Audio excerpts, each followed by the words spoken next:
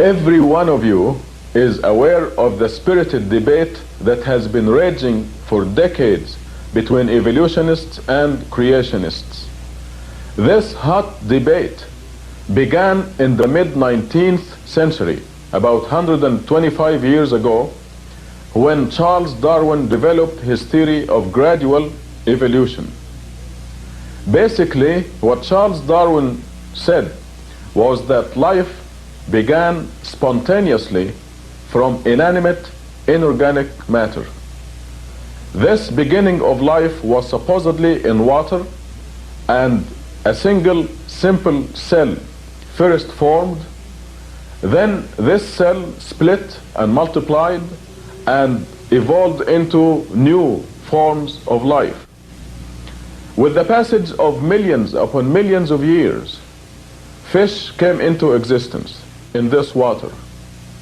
And with additional millions upon millions of years, some of the fish started to walk on land and started to develop lungs instead of gills. Eventually, again, additional millions and millions of years were required for some of these land creatures to develop wings and the ability to fly. Another branch of these land animals continued to develop and evolve all the way to human beings.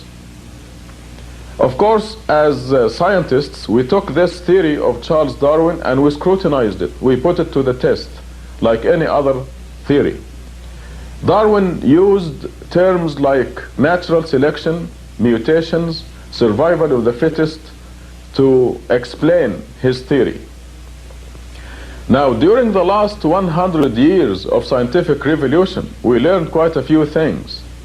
Many of the things that you and I learned as youngsters have been found to be wrong, or at best trivialized. So we took this theory of evolution and we studied it carefully. We started to look for the evidence. We treated it like any other theory, trying to prove it and turn it into a law. So in the process of studying the theory and collecting evidence, fossils and skeletal remnants and so on, and the other sciences combined to teach us that parts of the original theory of Darwin were unworkable or scientifically wrong, just downright wrong. And this led to the modification of Darwin's theory. As scientists, we had to modify the original theory of evolution as written by Charles Darwin in order to fit the new established facts. Let me give you a couple of examples. Gradual evolution proved to be wrong. Our fossil record does not support gradual evolution. You heard about the missing link. Every one of you knows about the missing link. And I'm here to tell you that there is not just a missing link, there are thousands of missing links. And to solve this problem, the scientists came up with a new theory called punctuated equilibrium. Stephen Gould of Harvard and Niles Eldredge came up with this idea, punctuated equilibria, to solve the problem of the missing links. What they said was that evolution happened in giant leaps, not gradually. So this was the first major modification of the original theory of evolution. Another idea, for example, that we had to abandon was Lamarck's concept of inherited, let me give you the correct expression here, the transmission of acquired characteristics. This concept of Lamarck had to be abandoned because it proved unworkable. And to give you an example of from everyday life, Lamarck, for example, said that the giraffe has a long neck because those animals had to reach for high leaves and they lived in an area where they needed the long neck. Well, this was proven unworkable and scientifically untenable, and it was eventually abandoned. So we kept adjusting and modifying the theory of evolution. What I wish to share with you today is a scientific examination of both evolution and creation. I will present to you physical evidence, irrefutable, incontrovertible evidence that will help you decide exactly what took place, evolution and or creation. The title of this program is Evolution or Creation, the Final Argument. And hopefully by the end of this program you will see enough evidence to help you make a final decision about evolution and creation. We will find out exactly what components of Darwin's theory are correct and which components are wrong. And I must point out at this time that Darwin was indeed a genius when he suggested natural selection, survival of the fittest, and mutations to explain his theory. Let me give you a good example. The navel orange, this beautiful fruit, is a new creature. That's right. Your great-grandfather never saw or tasted a navel orange. And this happened through mutation.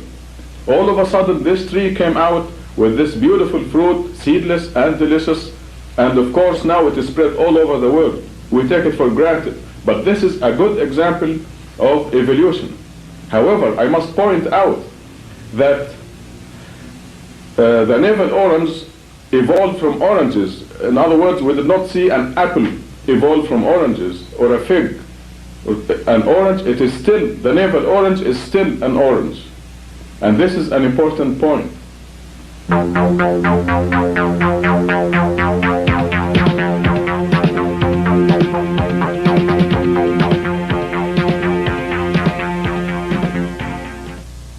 The evolution creation issue is before the Supreme Court this year in 1987.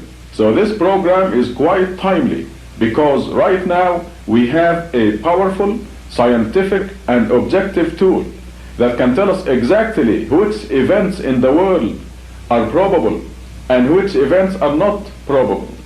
This powerful, objective, and scientific tool is mathematics. Mathematics is the most scientific of all sciences. It is a pure science. And through mathematics we can tell if a bridge or a building is going to collapse or not under any given circumstances. So we can use this powerful tool to examine both evolution and creation. This is exactly what we're going to do together, and hopefully by the end of this program you and I will reach a final decision. So the name, The Final Argument, is quite appropriate.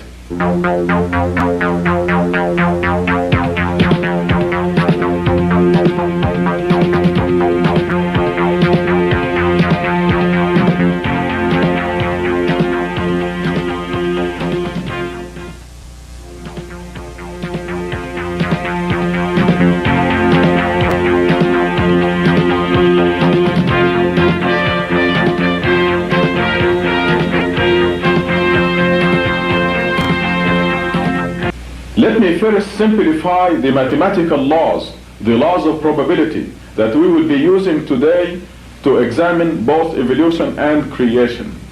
Let us say we have 5 cubes. Each cube is labeled with only one number, either 1 or 2 or 3 or 4 or 5.